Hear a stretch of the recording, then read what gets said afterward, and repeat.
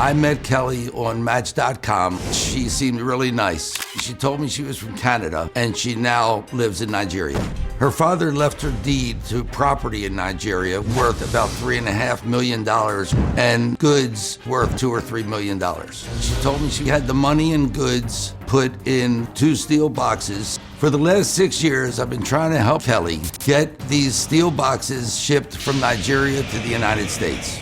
Kelly wants to come to the United States and live here, but she has more control of what's going on by staying there until the boxes get here.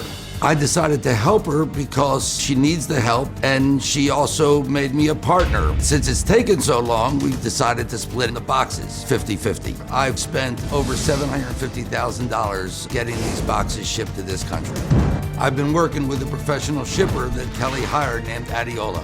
We're afraid if the boxes are opened by customs somewhere around the world, they will be stolen or confiscated. I'm paying a lot of money for special documents and stickers to prevent it from happening. The most stressful part of this is more than 6 or 7 times Mr. Adiola has told me that with X amount of dollars, we're gonna get this done. And it seems like when it's paid, then something else comes up. If everything that Kelly's telling me is true, I'm saving her life. Okay, well, first, you met on a dating site, right? Yes, And she's attractive. she's attractive. Let's take a look at her profile. She's a Canadian. She used to be named Linda Johnson, but she had an abusive ex-husband and that threatened to kill her, right? Yes. So as a result, she had to change her name. And he took everything that she had. Took it all. Everything. So she changed her name and she moved to Nigeria to get away from him. No, she found the deed to this property and a key or a note for the safety deposit box that her father left her in Nigeria. Oh, I so see. she went to Nigeria for that. Okay, and her father passed away and left her 2 boxes in Nigeria. She put everything into the 2 boxes. She went to Nigeria, sold the property back to the Nigerian government, and went to the safe deposit box that her father left her and got apparently a lot of jewelry and other expensive items.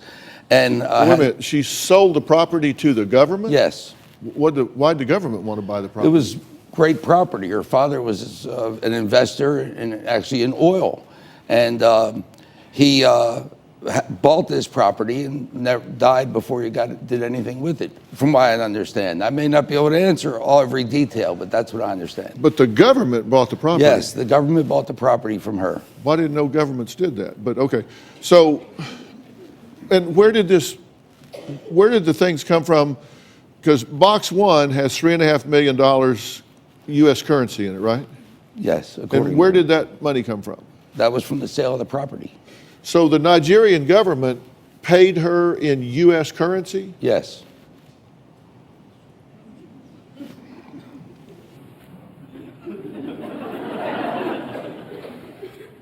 Reckon why they did that?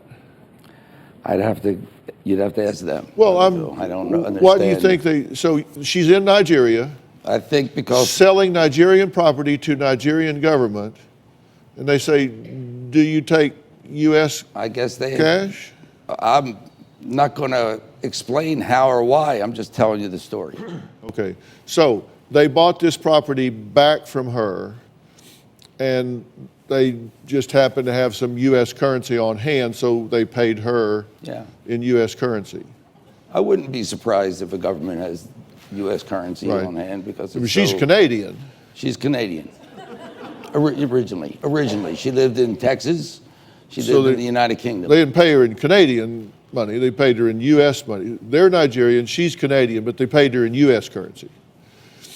Okay, box 2, there's $3 million in diamonds and jewelry. I don't know the exact numbers. It's approximate. And he left her some diamonds and jewelry. Yes. Okay, but she didn't get that from the Nigerian government. No, that was from the him. safety deposit box. Okay.